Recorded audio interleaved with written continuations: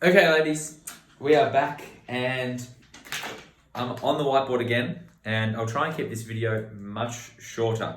So, what we're going to cover today, we're going to go over women's nutrition and how you can utilize structuring your food, eating certain types of food to support a healthy cycle, of course, support your goal more, I suppose, ideally, because a lot of the time women cut out food groups, and I'm going to go into this a little bit because we're going to start off with a little bit of the socio-cultural influence of how women have been eating for a really long time and are generally exposed to really poor dieting practices, which then has a huge flow-on effect for their physiological health, mental health, and then it keeps going on from there. So in terms of how women generally approach diets and what I've dealt with in the past, and I'm sure that you have done this before in your lifetime, that the common perception is, okay, women need to be skinny, lose weight, and make sure they're nice and fit all the time.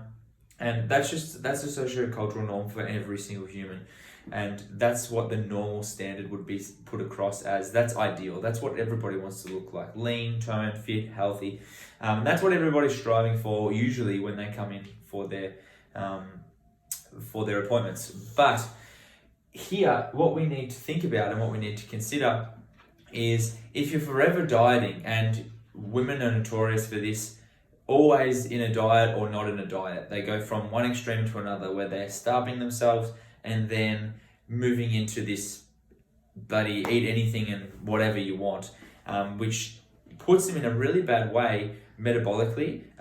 It hurts them long term because it forever gets harder and harder and harder to get kilos off. The first few times is probably really easy. I've worked with heaps of ladies that say, yeah, well, when I first started dieting, it was super easy. Like all the fat just fell off. I got really skinny. Then I fell off the wagon. I stopped going and doing training. I stopped caring about what I eat so much, and then I put it all back on and more. And then repeat the process. Diet, don't diet, diet, don't diet. And then you're forever having to reduce how harsh your diets are. And that means, you're going to have to be shoveling in hardly any food at all in order to see a shift on the scales. Like I've worked with some ladies that have been eating 600 calories a day and still not losing weight, actually putting on weight because their body was so damaged from years of chronic dieting and crash dieting and not paying attention to what their body actually needs, that it's now fighting back and putting on weight. So this is to help get away from these things. Like the whole mentality around dieting, I think, is quite poor, and a lot of women could really do with improving their relationships with food and healthy body image. And these are all things that are more psychological in nature. But the first and foremost, your mind leads everything. So if you have a problem eating certain foods because you feel like they're not healthy, but then you go and binge on whatever one weekend, or if you are super restrictive through the week but then blow it all out one weekend, that's not healthy. And if you feel like you can't have a piece of chocolate, or if you feel like you can't have some ice cream, or you can't go out for your kid's birthday and enjoy a dinner, or you can't go out for a dinner with friends and enjoy that, then that is psychologically not okay. Like you need to get help with that, because it's fine to enjoy nice foods. It's fine to go out and not feel guilty about sitting down to a meal and eating some chocolate or having, a pizza or a burger or something like that. Like they're all okay. You just need to learn how to take control of your body, how to make sure that you understand you can afford to eat these things and how you can make it work for you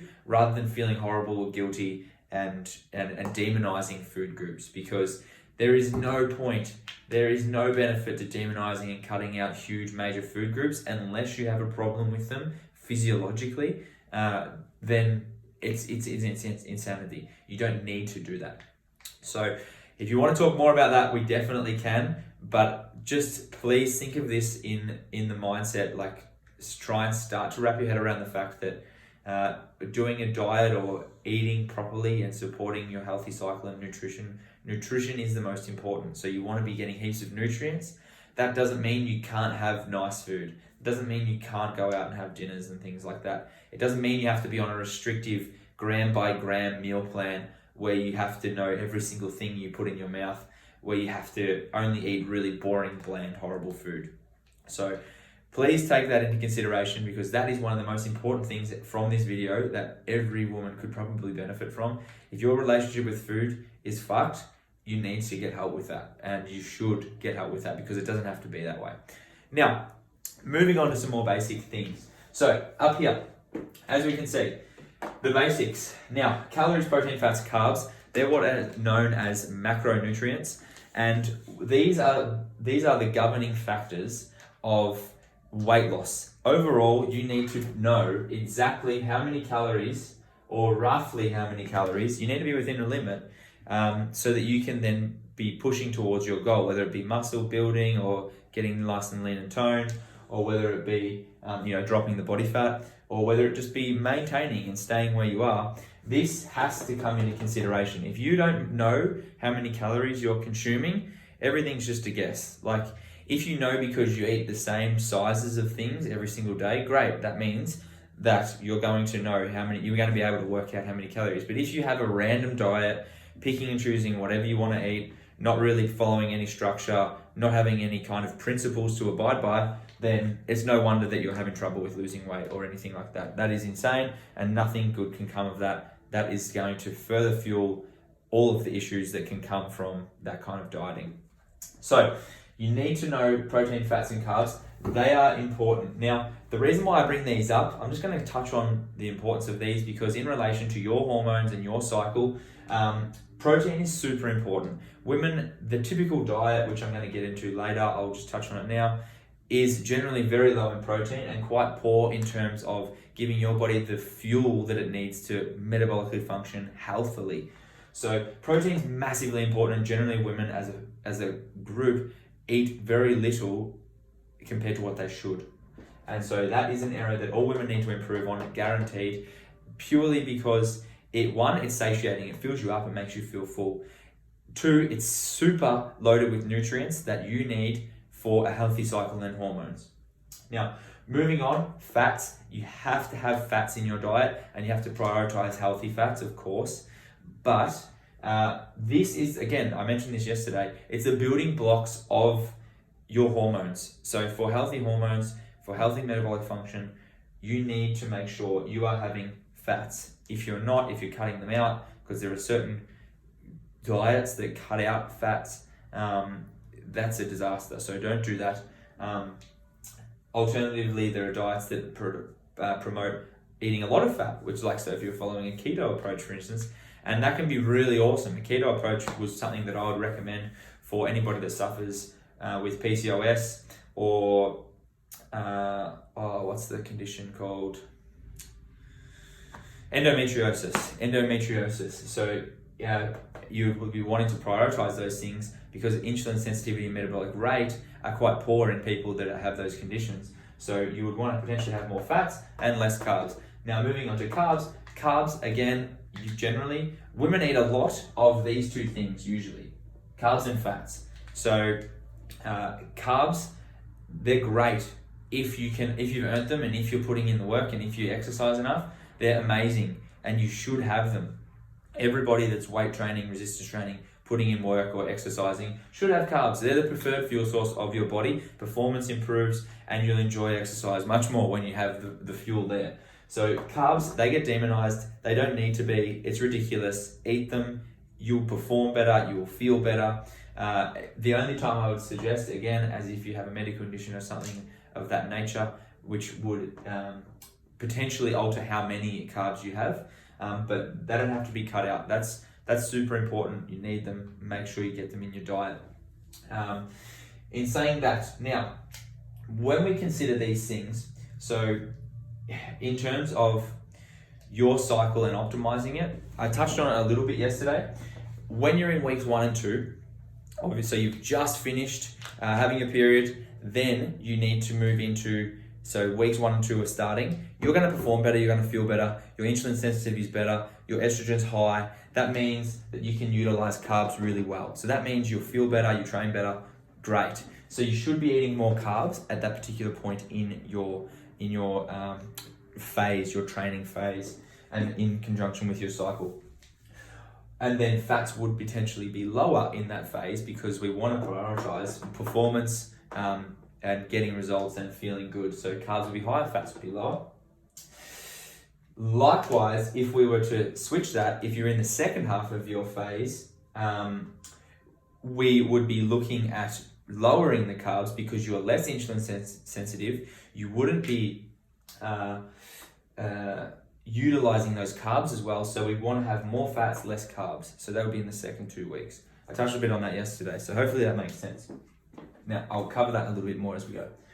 Now, in terms of calories, for women, they generally don't need anywhere near as much as men. And for some women, they can be on a very low amount of calories depending upon their dieting history. And they need to work their way back up to this word here, maintenance. So maintenance, what this means essentially is you're in either a deficit, a surplus, or you're at maintenance. And maintenance means you're having enough food that you're not going to go down in weight or up in weight, you're just going to maintain.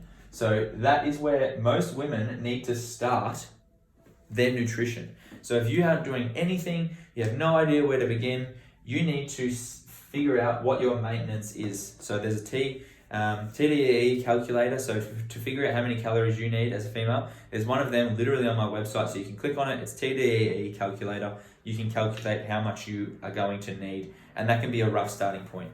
However, if you have a poor dieting history, then it's not that simple. And you should probably talk to somebody and get help with that. And if you need help with that, just send me a message and I can help you out. But maintenance is where all females should start when they're starting a diet or a way of eating, so focusing on their nutrition, because we want to make sure that they're getting enough nutrients and enough micronutrients. I haven't touched on macros, but basically think of them like vitamins and minerals. They are what is going to make sure that you're healthy. If you're missing out on huge deficiencies in vitamins and minerals, which most women are, I'm going to go into what they are in a minute, then you're leaving a ton of potential on the table. You leave yourself wide open to a ton of health issues and problems and issues that are just never going to be resolved and always going to be niggling and so on and so forth. So this is really important. You need to have enough calories. You need to have enough protein, fats, and carbs. You also need to have enough macros. So that's just basic nutrition. If you don't know or understand any of that, then there's so much potential for you to improve and get amazing results if you start learning and digging into that stuff. And that is one of the biggest things that women could do, is eat enough for their body, make sure they're fueling their body for health, then everything is easy. So if you're giving your body enough, it's healthy, it's got all the fuel that it needs, then it's easy for it to make changes that you're trying to drag out of it. It's easier to perform better, it's easier to get stronger, it's easier to lose body fat. But if you're not giving your body the fuel, you're literally banging your head against the wall, and this is where a lot of frustration comes in when women try and diet. Now, if you are in a diet and you have been dieting for a long time, or you've done a comp prep, or you've just starved yourself basically, which a lot of women do, you want to consider having a refeed. Now, a refeed is where you might have a 48-hour period. I would, as a minimum, say a 48-hour period where you're no longer eating less than you need. You go back up to this. You go back to maintenance and you give your body enough fuel. You're not going to gain weight, but you're going to give your body more energy and allow it to actually recover and get back to some state of normality.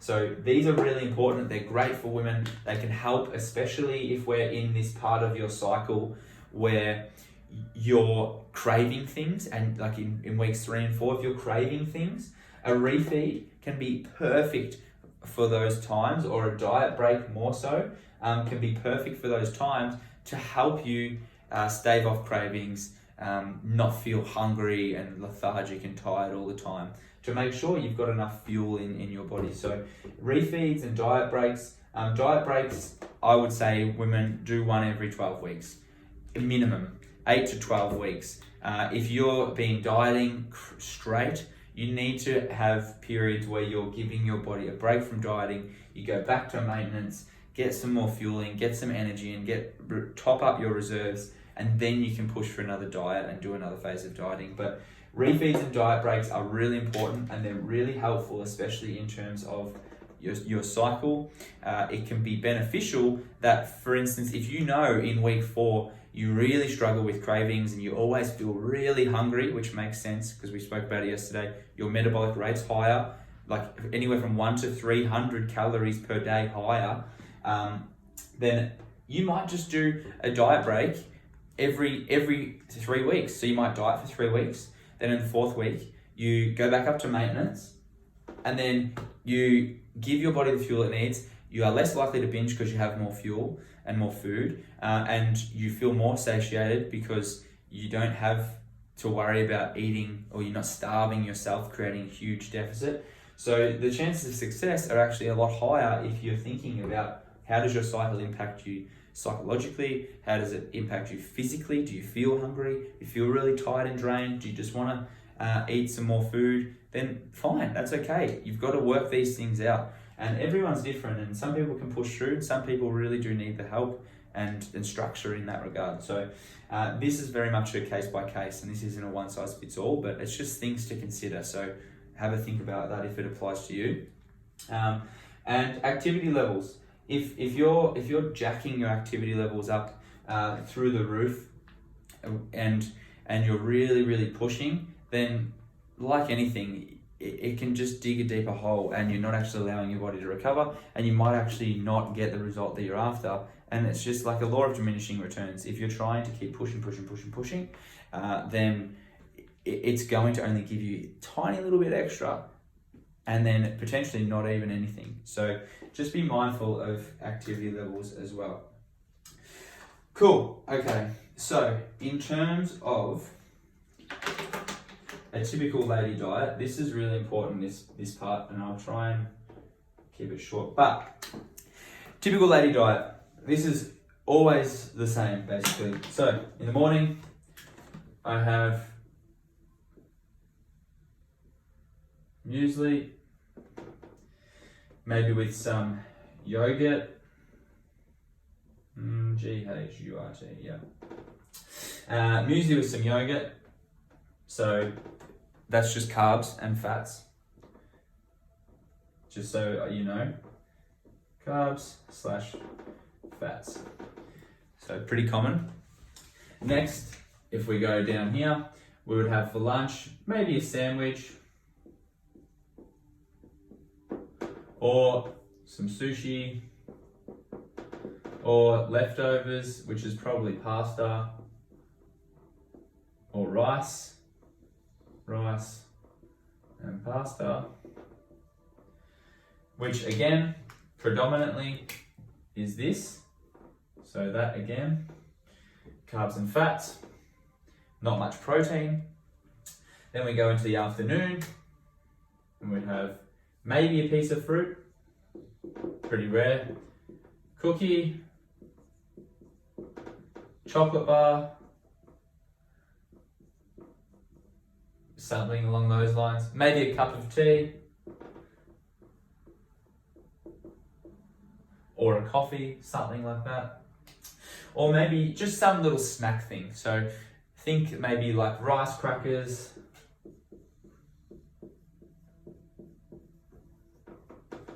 you know, you get the idea. Like a little snacky carb thing that's probably got fats in it, maybe a little protein bowl or something like that, which is mostly just sugar. But again, same deal, come down here, carbs and fats, still trends going. Then we come to dinner, and then dinner may be some kind of small protein. So like just some chicken or steak, maybe like spaghetti bolognese or something like that. But again, this would be small in conjunction to the pasta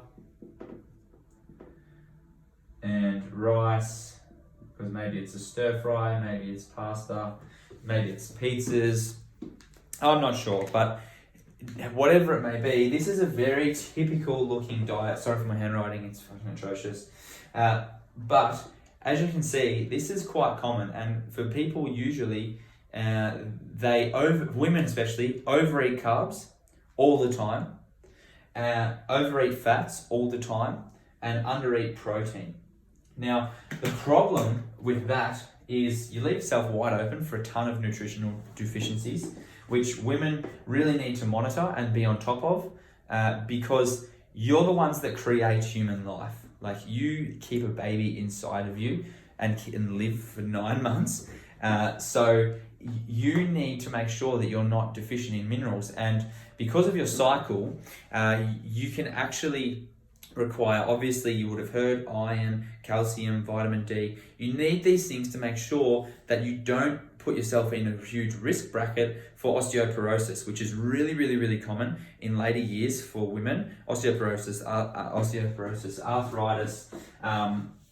So you want to make sure that you're not cutting out food groups and missing out on important stuff, vitamins and minerals, because you're putting yourself at risk. So some common deficiencies.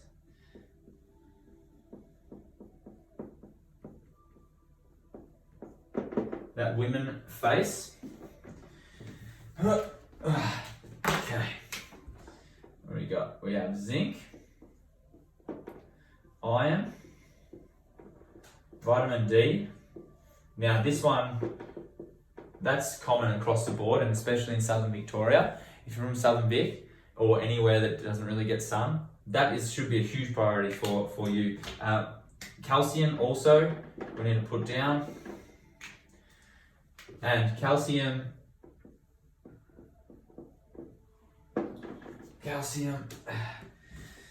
have we got? Iron, vitamin D. Usually magnesium can also be low, magnesium, and potentially like B vitamins as well.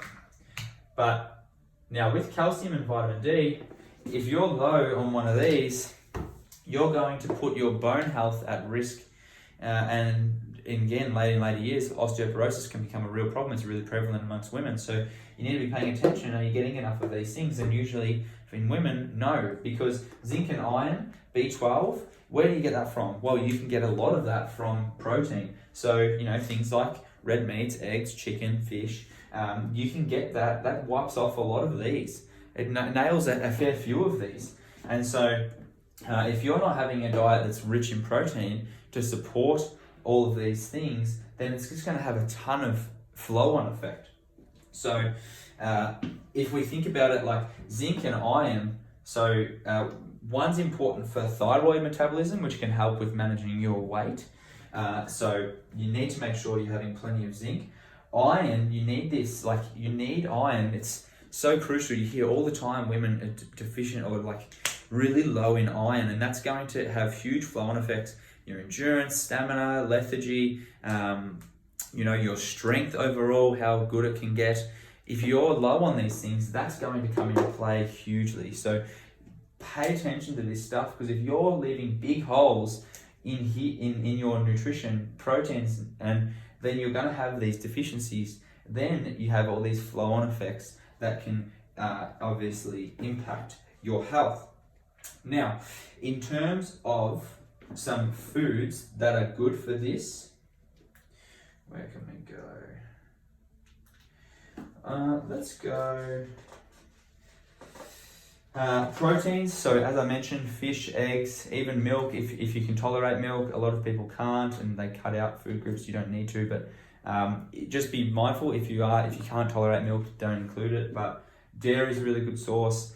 Vegetables are an awesome source. Proteins, they're one of the biggest ones that you could ever do to help get on top of all of these things. Cool. Okay, now, so that covers that. Let's go.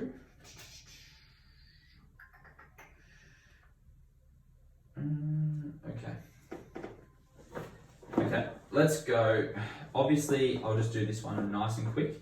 But I'm not sure how many women drink enough water, but the general rule of thumb is 0.7 mils times by your body weight. So If you are 100 kilos, you need to drink. So let's just say 0.7, and then we go times by 100. That means you need to drink 7 liters per day. Now, for those of you that are in between that, then obviously instead of 7 liters, if we halve it, then you've got to have 3.5. If we add on 1.5 liters, you'd want to be somewhere around 4 to 5 liters a day, to be honest. So 70 kilos, you want to be around 4 liters a day. And that might sound like a lot, but the reality is you need that to help detoxification, to help your lymphatic system drain, to help detoxify your body, to help normal functions happen. Once you keep drinking like that, you won't go to the bathroom frequently. Yeah, you may at the beginning, and you might be like, Jared, but I'll be pissing all the time. Look, yes, at the very beginning, but once your body gets used to it, it will hold that as normal, and then you won't be going and rushing to the bathroom all the time. So that's just a general rule of thumb, and you should be drinking plenty of water. If you're drinking under 3 liters a day and you are over 50 kilos, you're not getting enough water. It's that simple. So drink more water.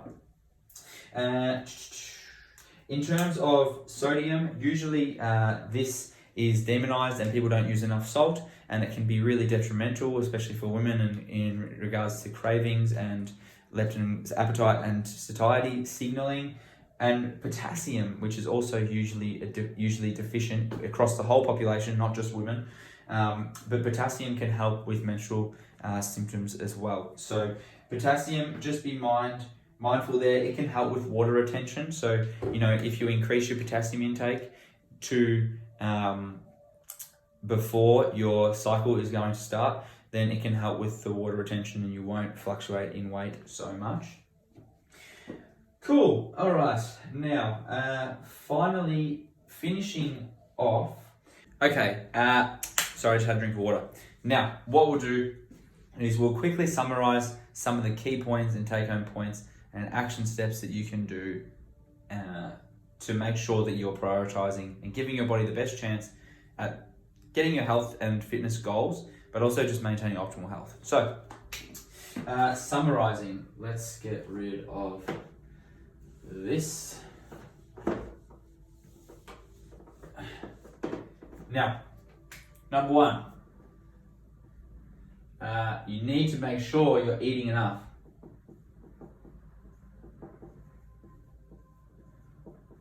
So that means proteins, fats, carbs, calories, and micronutrients. So all those things that are going to keep you healthy, you need to make sure you prioritize those things. So you need to eat enough. Now, in regards to your cycle, so let's go number 2. You can structure your nutrition based around your cycle. So cycle weeks 1 and 2, you can have more carbs in terms of the ratio between fats and carbs. So more carbs over fats. So you would prioritize more carbs because your performance in the gym can be better, your body's more insulin sensitive, and then that means you can utilize them much better. Whereas weeks 3 and 4, you want to have less carbs and higher fats. So that's going to help keep you more satiated. Fats are more satiating than what the carbs are. So again, it will help with managing weight. It will help with making you feel better, and you will feel less bloated, less lethargic. Your weight will fluctuate way less. So in terms of your cycle, you can do that. Now, also in terms of foods that you need to prioritize that you're eating, you need to make sure you avoid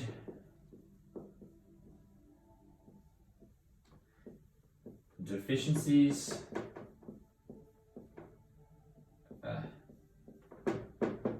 by the ones that we mentioned. You want to get rid of So you want to make sure you eat plenty of meat, and you want to make sure, so eggs are awesome, really good in terms of giving you some omegas, vitamin D, protein. What else would you want to eat? You can have fish oils if you don't eat fish. If you eat fish, great, have salmon. It's a really good source of omega-3s, plus healthy fats, plus protein. So fish or slash fish oils, which is awesome for women. They should have them. Everyone should have them. I have them every single day. Super important for health. Chicken, obviously, as well. Again, protein, zinc. Sorry, this one here, let's say red meat. Red meat, obviously, because it has iron, and we need to prioritize that for women, usually very deficient in it. So red meat is amazing, has B vitamins as well, zinc, and obviously has good healthy fats for people to consume. Okay, cool. And I think that's probably it in terms of the take home. Like for women, again, make sure that you have a good mindset surrounding food. Don't cut out huge food groups unless it's not good for you. Make sure that you can know principles and prioritize principles for eating, and you have a healthy mindset around food and what you can and can't have, and how you should be approaching it, and what you can and can't eat. And then from there, you want to cover the basics. So make sure you're eating enough. Usually for women, they need to be at maintenance and make sure they're fueling their body. Then that's going to help with their cycle. It's going to make sure it's regular if they have enough nutrients. Remember, you're the creators of human life.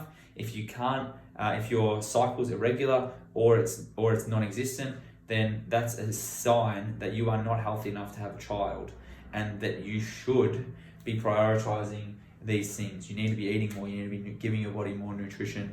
And you need to making sure that you give your body the best chance of being healthy. Then everything else is easy. Weight loss is easy when you've got all this covered. So you need to make sure you're eating enough, make sure your cycle's regular, make sure you don't have deficiencies or a irregular cycle. And then here, avoiding deficiencies, which comes from making sure you eat enough protein, eating enough good sources of protein, making sure you can change and alter your carbs and fats throughout your cycle.